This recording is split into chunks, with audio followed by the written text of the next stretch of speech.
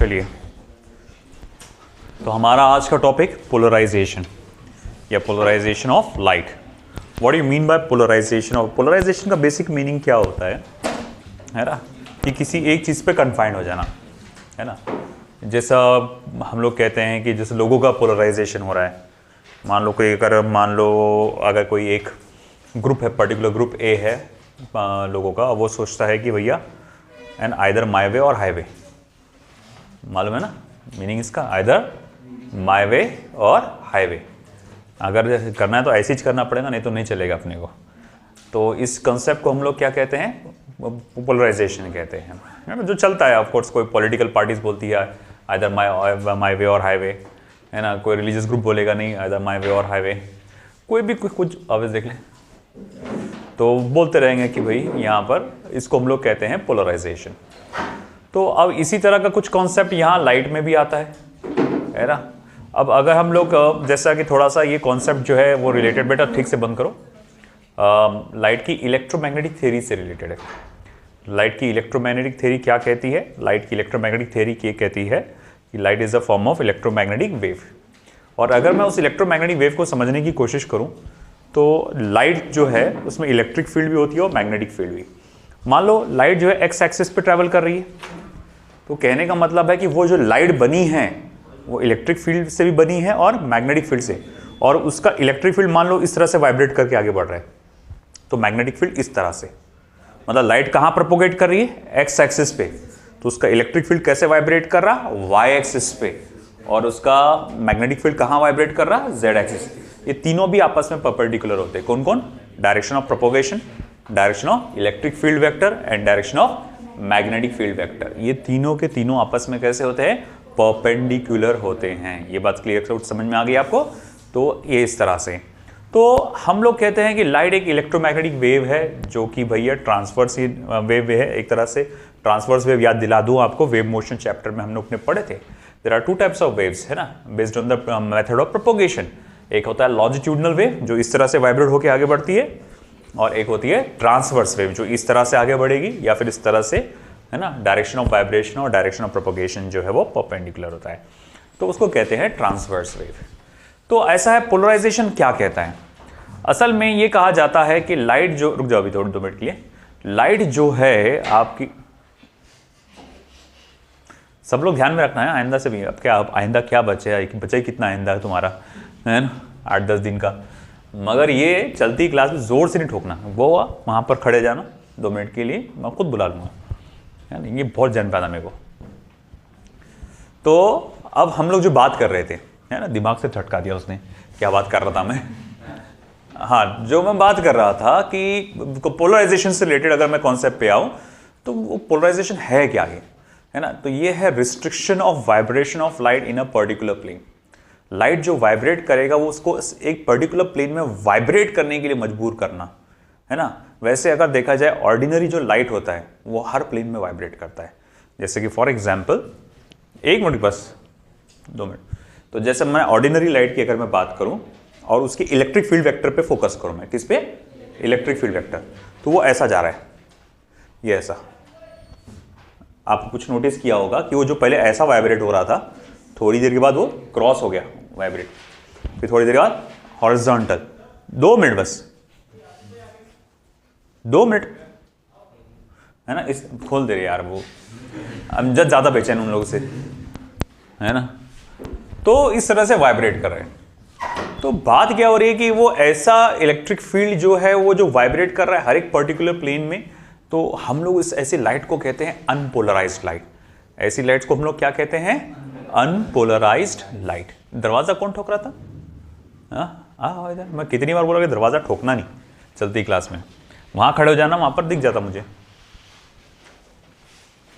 Last में बेटा दरवाजा बंद कर दीजिए 1 मिनट।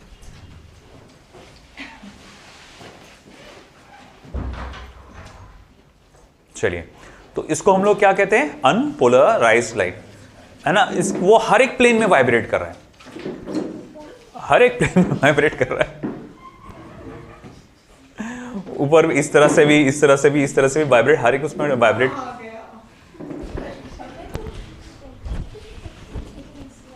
ओह, ठीक है, अब तुम तो वो हर एक प्लेन में वाइब्रेट कर रहा है, तो इसको हम लोग क्या कहते हैं बेटा, यहां पर अनपोलराइज्ड लाइट कहते हैं। तो पोलराइजेशन क्या है, एक ऐसा फिनोमिना है जिसको लाइट को वाइब्रेट करने पे मजबूर किया जाता है सिर्फ किसी एक प्लेन में। ओके, और ये बहुत जबरदस्त फिनोमिना है। इसको समझने के लिए एक थोड़ा सा आप ऐसा समझो कि मान के चलो कि आपके पास दो, ये अमजद ही चूंगा मेरे को लग रहा है जहां तक,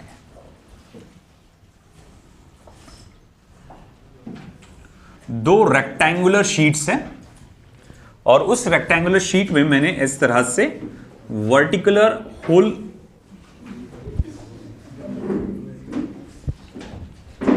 क्रिएट कर दिया है।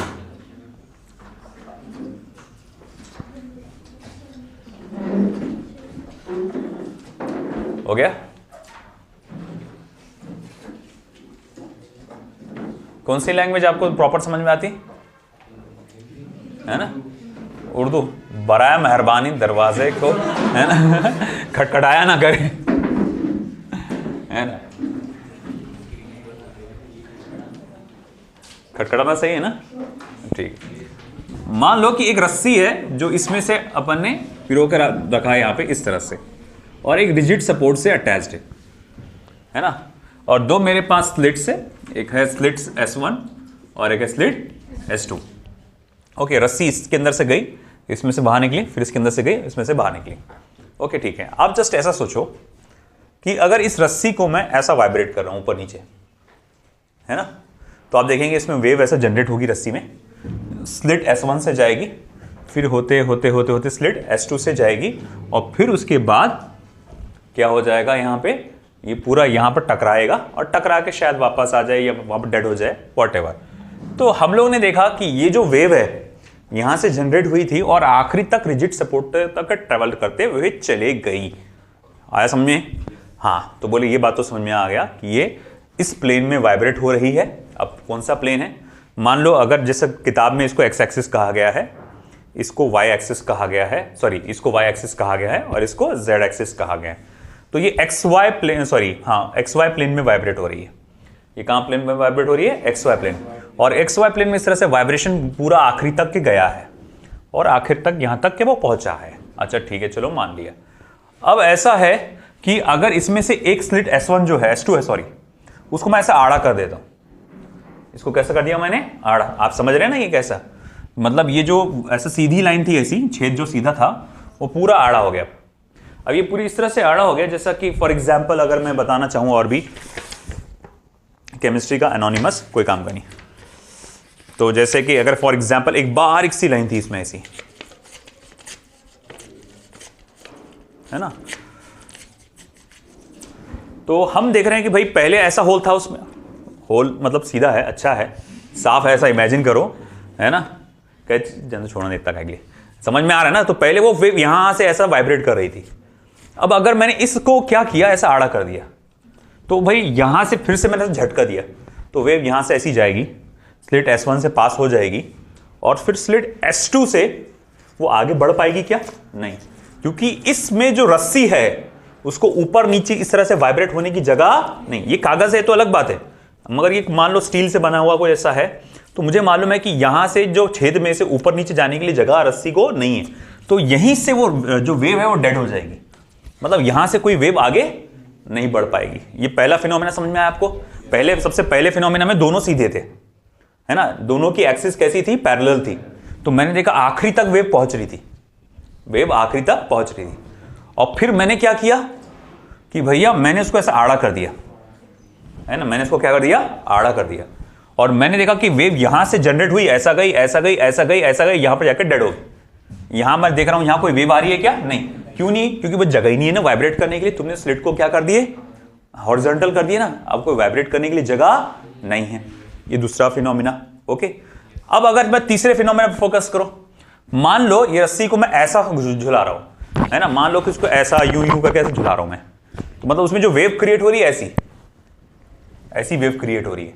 अच्छा, ये जो वेव क्रिएट हो रही है, इसमें जो पार्टिकल है वो हर एक डायरेक्शन में वाइब्रेट कर रहे हैं। इधर भी, इधर भी, इधर भी, इधर भी, इधर भी, इधर भी, इधर भी, है ना, पूरे वाइजेड प्लेन में हर जगह वाइब्रेट कर रहे हैं, वाइजेड प्लेन में हर एक डायरेक्शन पे। ऐसा भी गया, वो ऐसा भी गया, ऐसा भी गया, ऐसा भी गया, है ना। अगर एक रस्सी है, अपन देते ना इसको ऐसा यूं कर झटका मारते, पूरा यूं गोल घूमते हुए जाती है वो रस्सी यूं, तो वो ऐसी भी वाइब्रेट कर रही है, ऐसी ऐसी ऐसी हर एक प्लेन में वाइब्रेट करते करते करते करते इस तरह से वो आगे बढ़ रही है। तो देखो जब वो रस्सी इस तरह से जाएगी, यहां से इस तरह से हर एक प्लेन में वाइब्रेट करते करते करते जाएगी, मगर जब वो यहां से पास होगी, मगर जब वो यहां से पास होगी, तो देखो यहां पर कैसा है, सिर्फ ऊपर का डायरेक्शन खुला है, सिर्फ ऊपर का डायरेक्शन खुला है, मतलब वो ऐसा है ना। ये जो रस्सी आ रही है वो तो हर एक प्लेन में वाइब्रेट करते हुए आ रही है, मगर खुला कौन सा है, सिर्फ ये डायरेक्शन। तो अब यहां से जो हम देखते हैं कि जब वो वेव यहां से पास होती है, ये यहां से पास होती है, तो जब मैं इसके बाद देखता हूं, इसके बाद ये स्लिट S1 के बाद देखता हूं, तो मैं देखता हूं वेव सिर्फ ऐसी वाइब्रेट कर रही है ना। बोले ऐसा क्यों? अरे भाई मैं बोलूं इससे पहले क्या था, तो बोले इससे पहले जो रस्सी थी वो हर एक प्लेन में वाइब्रेट कर रही थी, मगर जब वो आगे बढ़ रही है तो उसको वाइब्रेट करने के लिए सिर्फ एक ही चीज की इजाजत थी कि तुम सिर्फ वाई एक्सिस पे वाइब्रेट कर सकते हो। तो इसी वजह से जब रस्सी यहां से बाहर निकली, रस्सी मतलब जो एनर्जी बाहर निकली यहां से, है ना, तो वो सिर्फ एक ही प्लेन में वाइब्रेट करते हुए बाहर निकली। ओके, फिर उसके बाद अगर ये स्लिट S2 स्ट्रेट है, अगर ये स्लिट S2 स्ट्रेट है तो वो वाइब्रेशन आखिरी तक पहुंच जाएगा। अगर स्लिट S2 स्ट्रेट है तो वो वाइब्रेशन आखिरी तक पहुंच जाएगा, और अगर स्लिट S2 को टेढ़ा कर दूं मैं तो क्या होगा, वो वाइब्रेशन यहीं पे डेड हो जाएगा। आई बात समझ में? अच्छा, मैं आपसे एक सवाल करूंगा कि जो अपन सारा एग्जांपल ले रहे थे उसमें अभी तो जो पूरा एग्जांपल स्टडी किए उसमें वेव किस टाइप की वेव थी? ट्रांसवर्स वेव थी। इसमें वेव कौन से टाइप की वेव थी? Transverse wave. 2 मिनट रुक जाओ, इसमें वेव किस टाइप की थी? ट्रांसवर्स वेव थी, इजंट इट? हाँ, मैंने माना कि इसमें सारी की सारी वेव कैसी है? Transverse wave. थोड़ी देर के लिए चीज को इमेजिन करके देखो कि अगर लॉन्जिट्यूडनल वेव होता तो क्या ये घुमाने फिराने का करने का कुछ फर्क पड़ता था क्या उसको? मान लो लॉन्जिट्यूडनल वेव, लॉन्जिट्यूडनल वेव कैसा होता है? स्प्रिंग के जैसा।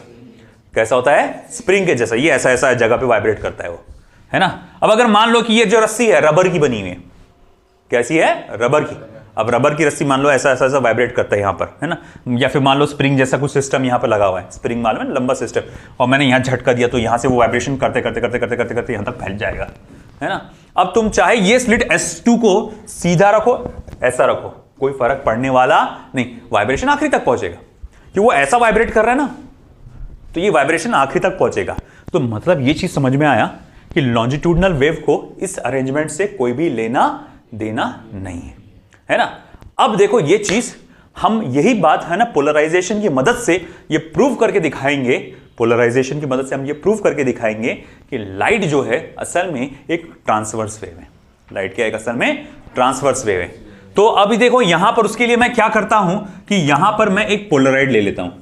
पोलराइड इस तरह से दिखाया जाता है और आप इस तरह से भी बता सकते हैं, है ना। असल में पहले पिछले सिलेबस में बहुत डिटेल में हुआ करता था ये, अब बहुत कन्फाइंड छोटा सा पार्ट हो गया इसके अंदर, ज्यादा नहीं, आधा ही हो गया पूरा, वो बोल सकता मैं।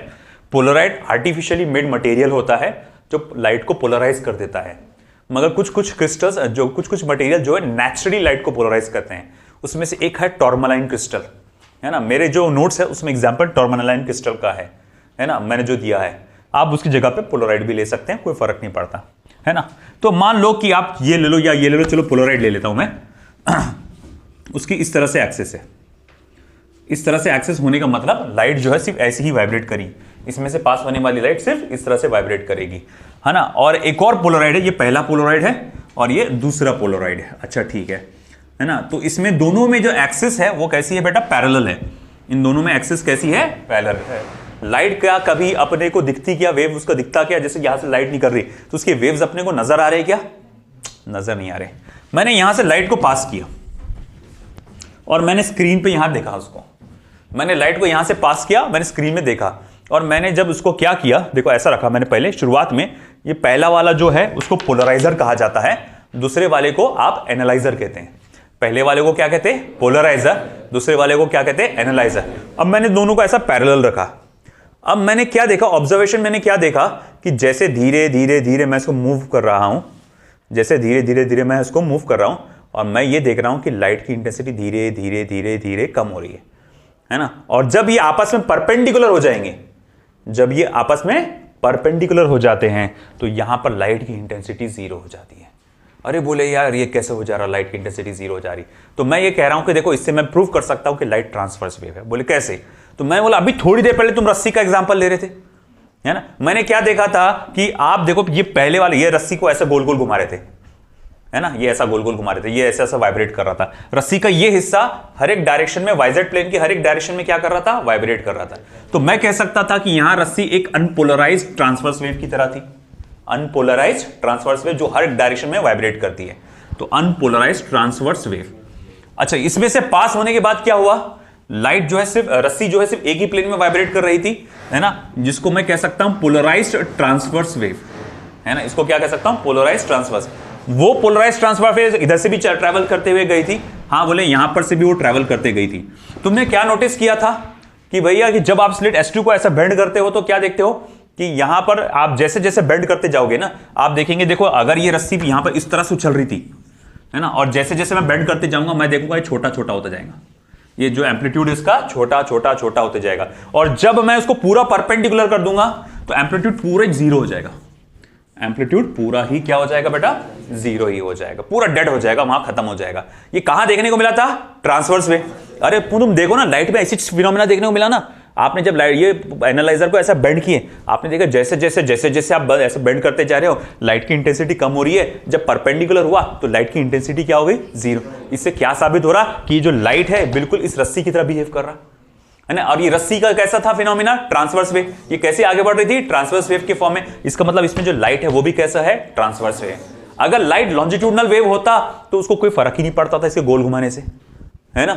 यहां मैंने क्या बोला, अगर यही रस्सी एक इलास्टिक रस्सी है और ऐसा वाइब्रेट कर रही, तो तुम ऐसा रखो कि ऐसा रखो, कोई फर्क पड़ रहा क्या। मान लो ना कि ये स्लिट है ऐसा, उसमें से एक बारीक सी रस्सी गई है जो इस तरह से वाइब्रेट करी, आगे पीछे इस तरह से वाइब्रेट करी, तुम ऐसा भी करो तब भी तो वाइब्रेट कर सकती ना, ऐसा भी रखो तब भी वाइब्रेट करेगी, ऐसा भी रखो तब भी वाइब्रेट करेगी।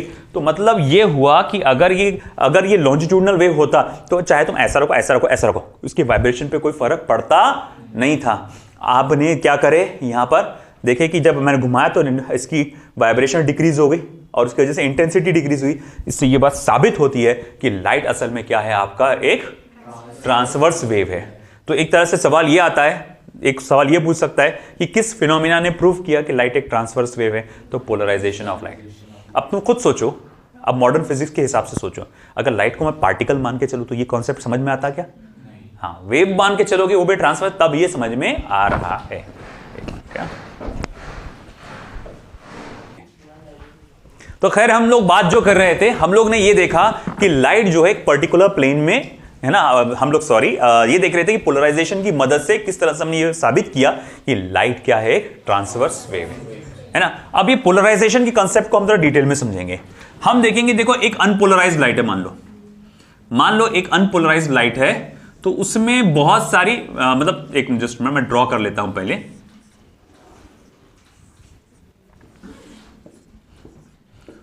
Electric field, electric field, electric field, electric field, okay okay. यहां हम लोग देखते हैं कि जब अनपोलराइज्ड लाइट होती है तो उसमें जो भी इलेक्ट्रिक फील्ड होता है, मैग्नेटिक फील्ड भी होता है, वो हर एक प्लेन में वाइब्रेट होता रहता है। हर एक प्लेन बोलना गलत हो जाएगा, हर एक डायरेक्शन में वाइब्रेट होता है। जैसे ये इस डायरेक्शन में वाइब्रेट हो रहा है, फिर इस डायरेक्शन में वाइब्रेट हो रहा है, इस डायरेक्शन में वाइब्रेट हो रहा है, इस तरह से। जैसे मैं देख सकता हूं कि पहले इलेक्ट्रिक फील्ड वेव इधर वेक्टर इधर था, कभी इधर भी पहुंचेगा, कभी इधर भी पहुंचेगा, कभी इधर भी पहुंचेगा, और कभी ना कभी इधर भी पहुंचेगा, हर एक डायरेक्शन में वो वाइब्रेट कर रहा है। तो इस तरह से लाइट को हम कहते हैं अनपोलराइज्ड लाइट। यहां पर जो इलेक्ट्रिक फील्ड वेक्टर होता है, क्या कौन सा, इलेक्ट्रिक फील्ड वेक्टर है, इसे लाइट वेक्टर भी कहा जाता है। इसे क्या कहा जाता है, लाइट वेक्टर भी कहा जाता है। वो क्यों कहा जाता है, देखो मान लो कि मैंने क्या किया, लाइट को क्या किया, एक पोलराइजर से पास किया, या एक जो भी है पोलराइजिंग मटेरियल से पास किया। वो लाइट जो हर प्लेन में वाइब्रेट हो रहा था, वो लाइट जो हर प्लेन में वाइब्रेट हो रहा था, जब वो पोलराइजर से पास होगा तो किसी एक प्लेन में वाइब्रेट होगा। हो सकता है कि वो इस तरह से वाइब्रेट होगा, हो सकता है वो इस तरह से वाइब्रेट होगा। मतलब क्या देख रहे हैं आप, है ना, कि अब वो लाइट इस तरह से वाइब्रेट हो रहा है, इस तरह से वाइब्रेट हो रहा है। और जिस डायरेक्शन में आपका लाइट वाइब्रेट हो रहा है, उसी डायरेक्शन में इलेक्ट्रिक फील्ड वेक्टर से आपके, इसी डायरेक्शन में क्या है, इलेक्ट्रिक फील्ड वेक्टर से। मान लो कि किसी पोलराइजर की एक्सिस ऐसी थी, यानी वो लाइट को मजबूर करता है ऐसा वाइब्रेट करने पे, है ना। जब मतलब लाइट यहां से पास होगा तो ऐसा वाइब्रेट होते हुए पास होगा। तो मैं देखूंगा, मान लो किसी पोलराइजर का पोलराइजिंग एक्सिस इस तरह से था, तो मैं कहूंगा अच्छा ठीक है कि लाइट यहां पर इस तरह से वाइब्रेट हो रहा है, तो मैं बोलूंगा इलेक्ट्रिक फील्ड वेक्टर का डायरेक्शन क्या है, इलेक्ट्रिक फील्ड की वैल्यू कहां कम ज्यादा होगी, तो बोले वो भी इसी डायरेक्शन में होंगी। मतलब देखो तुम नहीं समझ में आ रहा कि जिस डायरेक्शन में इलेक्ट्रिक फील्ड वेक्टर है उसी डायरेक्शन में क्या है, लाइट के वेक्टर से, उसी लाइट डायरेक्शन में लाइट क्या है, वाइब्रेट कर रही है। इसीलिए जो है आप लाइट किस तरह से जाएगी, कहां जाएगी, क्या होगा उसका एम्पलीट्यूड, ये सब अगर आपको समझना है तो आप किसको ध्यान में रख के पढ़ सकते हैं, आप इलेक्ट्रिक फील्ड वेक्टर को ध्यान में रख के पढ़ सकते हैं। कि क्या होता है पोलराइजेशन में, क्या होता है कि हम इलेक्ट्रिक फील्ड वेक्टर को अलाउ करते हैं कि जा भाई तू चले जा, इलेक्ट्रिक फील्ड वेक्टर को क्या करते हैं, अलाउ करते हैं, मगर मैग्नेटिक फील्ड वेक्टर को ब्लॉक कर देते हैं।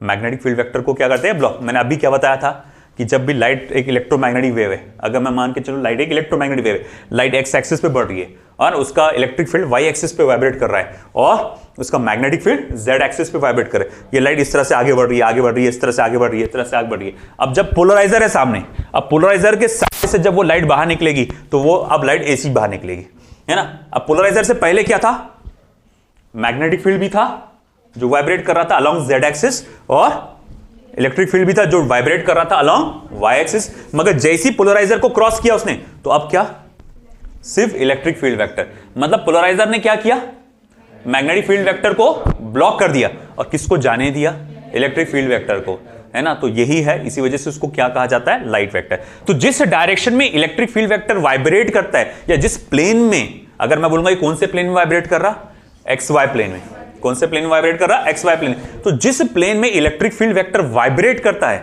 जिस प्लेन में इलेक्ट्रिक फील्ड वेक्टर वाइब्रेट करता है उसे हम लोग क्या कहते हैं, प्लेन ऑफ वाइब्रेशन। उसे हम लोग क्या कहते हैं, प्लेन ऑफ वाइब्रेशन।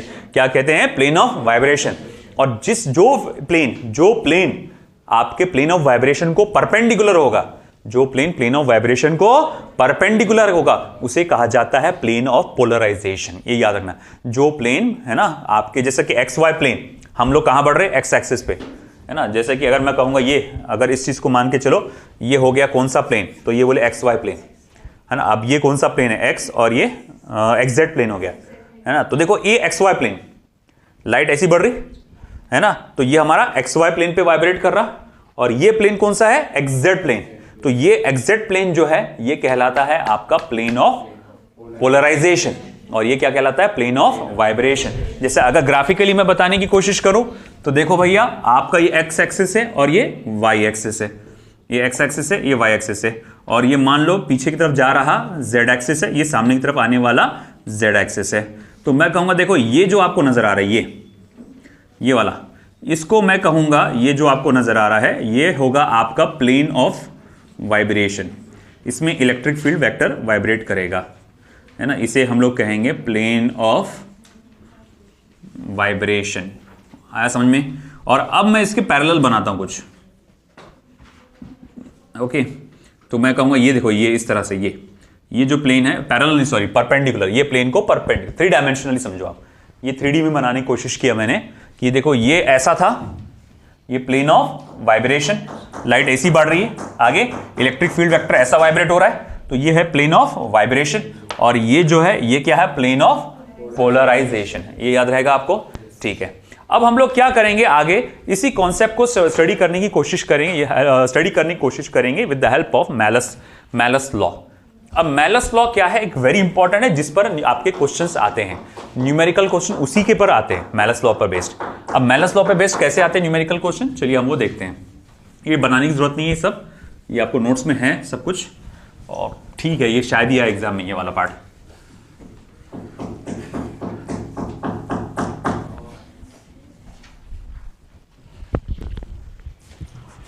ठीक है,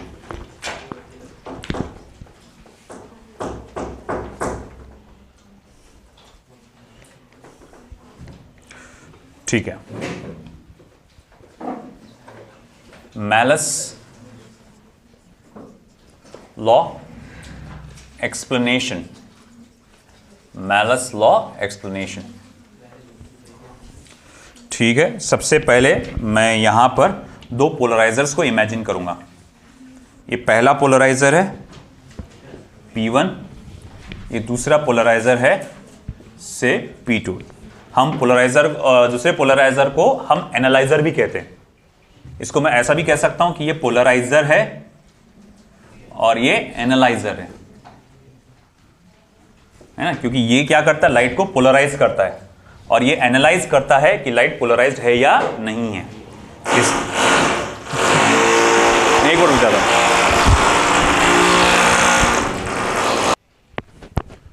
तो मैलस लॉ को का एक्सप्लेनेशन हम लोग स्टडी कर रहे हैं। एक मिनट ये इरेज कर देता हूं मैं। तो देखो बेटा, यहां पर जैसे कि आप देख सकते हैं दो polarising materials P1 and P2 रखा गया है ना। पहले वाले पोलराइजिंग मटेरियल को आप पोलराइजर कह सकते हैं और उसको एनालाइजर कह सकते हैं। ओके, आप जैसे कि देख सकते हैं एक अनपोलराइज्ड लाइट, मान लो कि ये जो लाइट है ये x डायरेक्शन में आगे बढ़ रही है और ये फिलहाल अनपोलराइज्ड है। अनपोलराइज्ड होने के कारण ये हर एक प्लेन में वाइब्रेट कर रही है ना, मतलब हर एक प्लेन में, सॉरी वाइजेड प्लेन।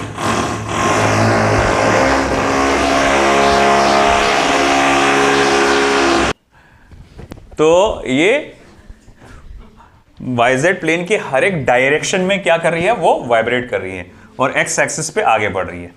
मान लो जब वो वेव यहां थी, तो उसकी इक्वेशन, इलेक्ट्रिक फील्ड की इक्वेशन, क्योंकि इलेक्ट्रिक फील्ड वाइब्रेट कर रहा है ना,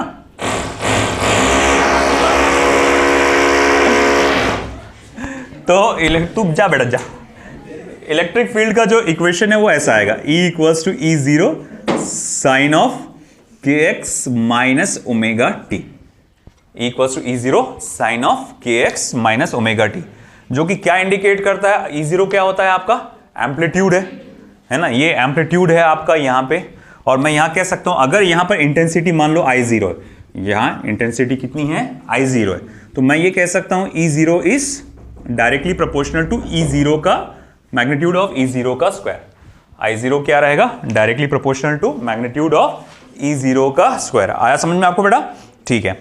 अब ऐसा है कि चलो मान लो कि ये जो वेव है जब वो वाइब्रेट करते हुए आ रही थी, तो अब देखो यहां पर गौर से देखो, जब ये यहां पर पोलराइजर से टकराती है, पोलराइजर P1 से टकराती है, पोलराइजर P1 का एक्सिस ऐसा है ना, पोलराइजर P1 का एक्सिस ऐसा है, और जब ये इस तरह से वाइब्रेट करते करते आई, हो सकता है कि जब वो टकराई होगी तो ऐसा टकराई होगी, मतलब इस डायरेक्शन में, मतलब वो जब वो टकराई इससे तो वो इस डायरेक्शन में वाइब्रेट कर रही थी।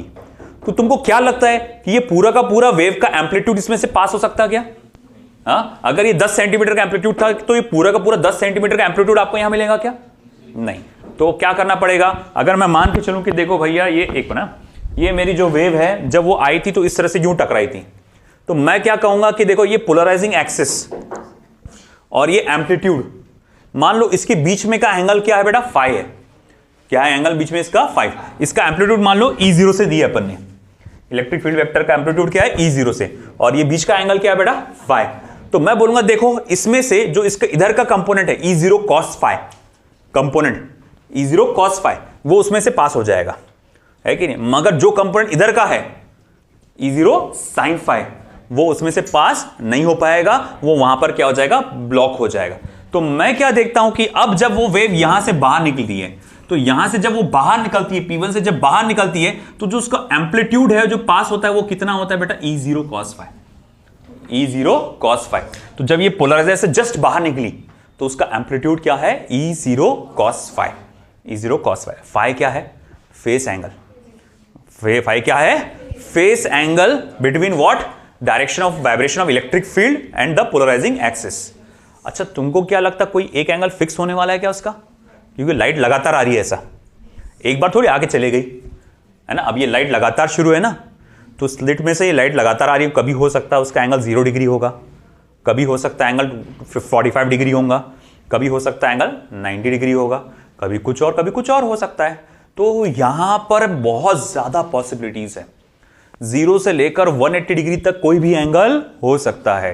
तो ऐसे सिचुएशन में मुझे क्या करना पड़ेगा कि अब मैं जानता हूं कि यहां पर E0 cos फाई में cos फाई जो है वो लगातार कांस्टेंट नहीं है, है ना, लगातार कांस्टेंट। जैसे तुम गाड़ी चला रहे है ना, तुम गाड़ी चला रहे ऐसा है, और तुमको बताना है पहुंचे बाद कि तुम कितनी स्पीड से गाड़ी चलाए।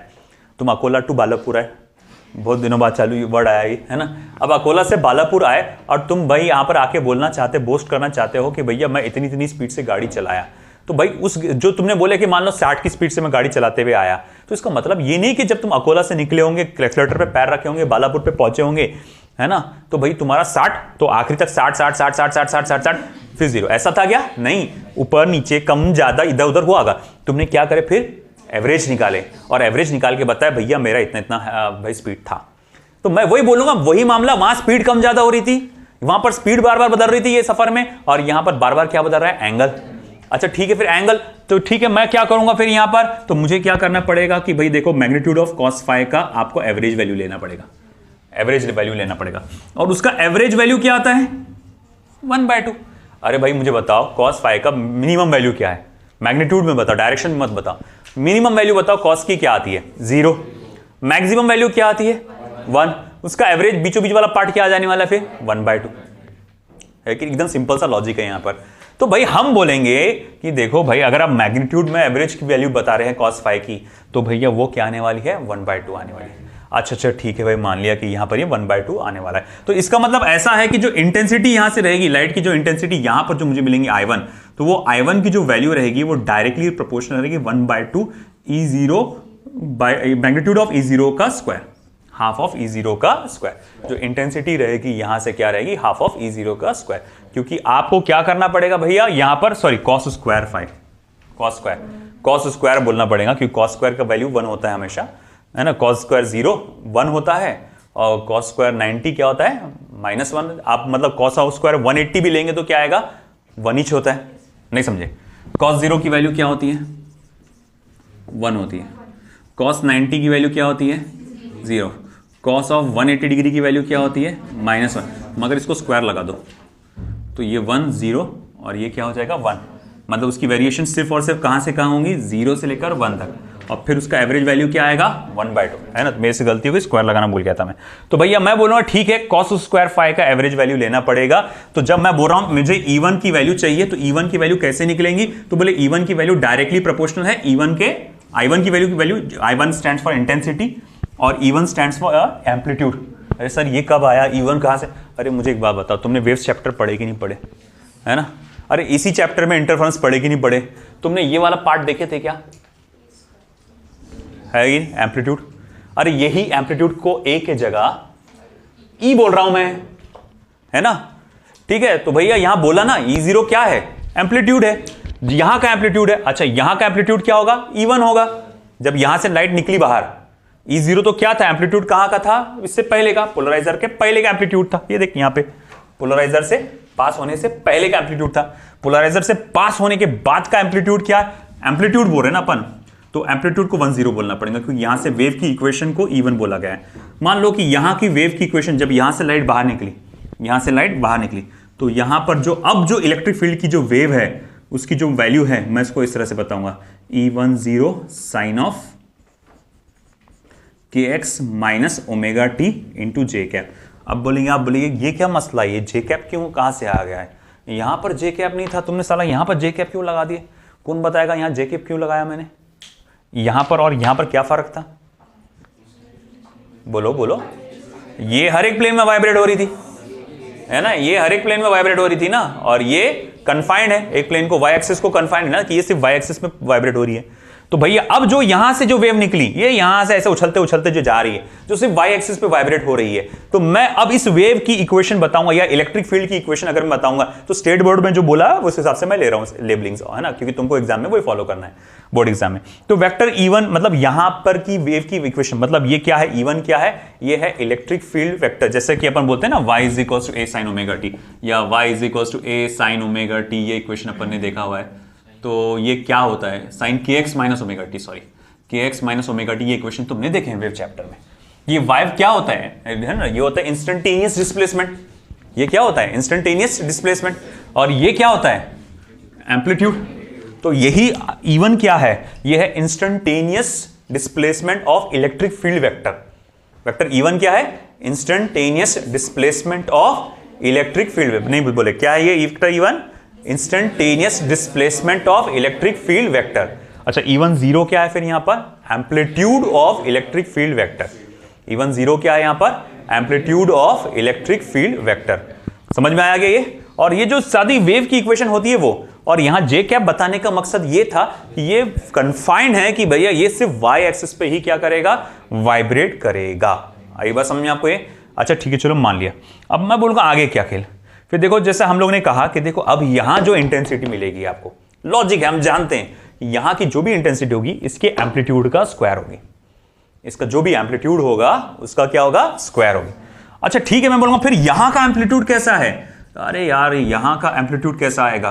तो भैया देखो यहां का एम्पलीट्यूड या फिर यहां की इंटेंसिटी कैसी आएगी, तो मैं यहां लिख सकता हूं it will be directly proportional to 1/2 E0 cos phi का स्क्वायर, है ना, half of E0 cos phi का स्क्वायर, है ना। या फिर जिसको मैं ऐसा लिख सकता हूं directly proportional to half of E0 का स्क्वायर cos स्क्वायर का ऑफ phi, और इसकी एवरेज वैल्यू। अच्छा ठीक है, चलो मान लिया आप इसको इस तरह से ले रहे हैं। बोले ऐसा क्यों ले रहे हैं आप ये? क्योंकि देखो 1/2 लगा रहा हूं तो नहीं, सॉरी 1/2 अभी लगाऊंगा तो cos phi नहीं लिखूंगा मैं। तो देखो अब आप ऐसा क्यों लिख रहे हैं? देखो हमको मालूम है कि जो आपका इंटेंसिटी है वो यहाँ के एम्पलीट्यूड को डायरेक्टली प्रोपोर्शनल है। I1 जो है वो E10 को, ये E10 स्क्वायर को क्या है, डायरेक्टली प्रोपोर्शनल है। मगर जो E10 है, जो E10 है वो किस चीज के बराबर है? तो आप बोलेंगे cos phi। E10 जो है E0 cos phi के बराबर है। बोले ये समझा नहीं, ये कैसे आ गया? तो मैं अभी थोड़ी देर पहले आपको क्या बताया था कि देखो ये जो लाइट है, जब वो लाइट जो पीछे की अनपोलराइज लाइट इस तरह से वाइब्रेट होते हुए आ रही होंगी, तो जरूरी नहीं कौन से एंगल पर टकराएंगे अपन बोल के नहीं आता। मान लो वो cos phi एंगल पर टकराई थी यहाँ पे, तो मैं बोलूंगा कि पूरा का पूरा एम्पलीट्यूड इसमें से पास हो सकता क्या? नहीं। तो बोले फिर कौन सा एम्पलीट्यूड पास होगा? सिर्फ वही एम्पलीट्यूड पास होगा जिसका कंपोनेंट इस डायरेक्शन में आता हो। तो मैं बोलूंगा अच्छा यहाँ एम्पलीट्यूड कितना था आपका E0, उसका इस डायरेक्शन में कौन सा कंपोनेंट था, cos phi। तो जब वो लाइट यहां से बाहर निकलेंगी, जिसको अपने बोले थे कौन, उसका एम्पलीट्यूड क्या होगा, E0 cos phi। तो ये क्या है? तो बोले ये E10 है। ये क्या है? E10, मतलब यहां से जो लाइट वेव बाहर निकली उसका क्या है, एम्पलीट्यूड है। उसका क्या है, एम्पलीट्यूड है। अच्छा ठीक है, इसका एम्पलीट्यूड है यहां E10। हाँ, तो मैं बोलूंगा अच्छा ठीक है, जो यहां से लाइट बाहर निकली उसकी इक्वेशन को आप इस तरह से रिप्रेजेंट कर सकते हैं। अच्छा ठीक है, मैं बोलूंगा यहां से जो लाइट बाहर निकली उसकी इक्वेशन, उसकी इंटेंसिटी क्या होगी? तो आप बोलेंगे यार उसकी इंटेंसिटी तो E10 के स्क्वायर को डायरेक्टली प्रोपोर्शनल होगी, है ना, E10 के स्क्वायर को डायरेक्टली प्रोपोर्शनल होगी। अरे यार मैं बोलूंगा फिर E10 के स्क्वायर को डायरेक्टली प्रोपोर्शनल होगी। E10 की वैल्यू क्या है? तो बोले E0 cos phi, तो E0 cos phi के स्क्वायर को डायरेक्टली प्रोपोर्शनल होगी, है ना। मैं इसको सेपरेट भी लिख सकता हूं, E0 square cos square phi। अब मैं बोलूंगा cos स्क्वायर phi की एवरेज वैल्यू क्या होती है, 1/2, क्योंकि कोई एक फिक्स वैल्यू है क्या? नहीं, उसकी मल्टीपल वैल्यूज है। तो मैं यहां लिख सकता हूं therefore I1 is directly proportional to 1/2 cos square phi की average value, that is 1/2 multiply by E0 का स्क्वायर, 1/2 E0 का स्क्वायर। और E0 का स्क्वायर म्हणजे काय? आपका I0, है ना, क्योंकि I0 डायरेक्टली प्रोपोर्शनल किसको है, E0 के स्क्वायर, यहां पर लिखा हुआ है ना। तो मैं यहां लिख सकता हूं therefore I1 is equals to half of I0। अब ये एक बहुत इंपॉर्टेंट स्टेटमेंट आया यहां पर, एक बहुत इंपॉर्टेंट स्टेटमेंट। ये क्या बोल रहा है? तुम्हारा पोलराइजिंग एंगल कुछ भी होने दो, मतलब जब अनपोलराइज्ड लाइट आएगी, कौन सी लाइट, अनपोलराइज्ड लाइट आएगी, और जब ये पोलराइजर से टकराएगी, चाहे वो सीधा टकरा रही हो, चाहे वो 30 डिग्री के, चाहे वो 45 के, चाहे वो 90 का, कितने भी एंगल पे टकरान दो, जब लाइट यहां से पास होगी तो जो उसकी इंटेंसिटी रहेगी, पुरानी वाली इंटेंसिटी की क्या हो जाएगी, हाफ। पुरानी वाली इंटेंसिटी की क्या हो जाएगी, हाफ। आई बात समझ में आपको ये? तो चलो ठीक है, मान लिया कि यहां पर आपकी जो भी इंटेंसिटी रहेगी वो पुरानी वाली इंटेंसिटी की क्या हो जाएगी, हाफ। अब मैं आगे बढ़ता हूं फिर। चलो मान लिया कि अगर सिचुएशन ऐसी आ गई कि तुम्हारा जो लाइट है, अब यहां से जो लाइट निकला है वो सिर्फ वाई एक्सिस पे वाइब्रेट कर रहा है, क्योंकि तुमने उसको वाई एक्सिस पे वाइब्रेट करने के लिए क्या किया है, मजबूर किया है। पोलराइजर ने बोला है कि तुम इसी एक्सिस पे वाइब्रेट करेंगे। अगर सामने वाला एनालाइजर, पोलराइजर P2 उसको पैरेलल है, तब तो बहुत अच्छी बात है, वो तो बस उसको खुला रास्ता दे देगा लाइट को जाने के लिए, तो जा बिंदास जा। मगर मान लो कि ये अगर ऐसा रहा तो मुड़ा हुआ, अब कैसा? फिर अगर यहां ऐसा मुड़ा रहा तो अब कैसा? मतलब अब यहां से जो लाइट आ रही है ना, मान लो यहां से जो लाइट आ रही है उसका जो अगर मैं कहूंगा एम्पलीट्यूड होगा, अब मान लो E20, और मैंने क्या देखा कि उन दोनों के बीच का एंगल कितना बेटा, थीटा, मतलब थीटा बोले तो किसके बीच का एंगल है, देखो यहां दिख रहा होगा आपको, ये जो लाइन है ये पोलराइजर की एक्सिस बता रहा है, सॉरी एनालाइजर की एक्सिस बता रहा है, और ये जो लाइन है डॉटेड लाइन ये direction of vibration of wave बता रहा है। जस्ट अ मोमेंट है, E1 हो गया, E1 की इक्वेशन आ गई, E1 E0 साइन, ठीक है चलो ओके। तो अब मैं बोलूंगा मान लो कि अब यहां पर से जो लाइट आई है, अब मैं यहां देखता हूं कि ये जो पोलराइजर P1 में से जो लाइट निकली थी वो वाइब्रेट हो रही इस डायरेक्शन में, मगर अब जो एनालाइजर है वो थोड़ा सा टेढ़ा है और इसका डायरेक्शन है वाइब्रेशन होने का ये, और एनालाइजर की एक्सिस का डायरेक्शन है ये, और इन दोनों के बीच में का एंगल कितना है बेटा, थीटा। इन दोनों के बीच में का एंगल कितना है, थीटा। अब अगर इन दोनों के बीच में का एंगल थीटा है तो मुझे एक बात बताओ, यहां से आने वाली वेव का एम्पलीट्यूड कितना है, तो आप बोलेंगे सर E1 0 है ना। ये पोलराइजर के पहले एम्पलीट्यूड कितना था, E0, इसके बाद सिर्फ एम्पलीट्यूड की बात करते हैं तो कितना था, E1 0। अब मैं बोलूंगा ठीक है, अब क्या ये पूरा का पूरा एम्पलीट्यूड E1 0 यहां पर ट्रांसफर हो सकता क्या, हाँ अगर ये ऐसा होता तो टेंशन नहीं, तो ये पूरा का पूरा E1 0 ट्रांसफर हो जाता था, मगर तुमने थोड़ा सा क्या कर दिए, टेढ़ा कर दिए, तो तुम देखेंगे कि भैया अरे यार फिर गड़बड़ हो गई। यहां पर हम देखेंगे कि ये तुम्हारा ऐसा झुका हुआ है और हमारा वाइब्रेशन तो इस तरफ हो रहा है, और इन दोनों के बीच में एंगल कितना आ रहा, थीटा। तो अब क्या करेंगे, तो E1 0 के दो कंपोनेंट्स बनाएंगे, एक आएगा इस डायरेक्शन में और एक आएगा इस डायरेक्शन में। तो बोले अब जो यहां E2 0 रहेगा वो क्या रहेगा, तो E2 0 जो रहेगा वो रहेगा E1 0 cos थीटा। E2 0 क्या रहेगा, cos थीटा। ओके चलो मान लिया। अच्छा यहां पर जो लाइट की इंटेंसिटी रहेगी वो क्या रहेगी, तो बोले यार वो तो डायरेक्टली प्रोपोर्शनल रहेगी E2 0 के स्क्वायर को, मैग्नीट्यूड ऑफ E2 0 का स्क्वायर, क्योंकि यहां का एम्पलीट्यूड कितना है, E2 0 है, तो उसके स्क्वायर को वो क्या रहेगी, डायरेक्टली प्रोपोर्शनल रहेगी। अच्छा ठीक है चलो मान लिया। तो मैं बोलूंगा ओके, तो क्या मैं उसको ऐसा लिख सकता I2 is directly proportional to, क्योंकि E2 0 किसके बराबर है, E1 0 cos थीटा के बराबर है, तो ये उसके स्क्वायर को, सॉरी cos थीटा की स्क्वायर डायरेक्ट प्रोपोर्शनल रहेगी। हाँ बोले ये बात भी सही है, आप लिख सकते हैं, तो डायरेक्टली प्रोपोर्शनल टू E1 0 का square cos square theta. Okay चलो भाई मान लिया, E1 0 का स्क्वायर cos स्क्वायर थीटा। मगर मैं बोलूँगा यार देखो ये जो E1 0 का स्क्वायर है ना वो असल में क्या है, I1 है, तो मैं यहां लिख सकता हूं therefore I2 is equals to I1 का स्क्वायर cos स्क्वायर थीटा। तो ये मेरे पास जो है फॉर्मूला आ गया आखिर, और इस इक्वेशन को मैं कहता हूं मैलस लॉ की इक्वेशन। ये मुझे बताती है कि अगर यहां से लाइट पास करेंगे तो उसकी इंटेंसिटी क्या होगी। एक मिनट सॉरी देख के बेटा अमजद,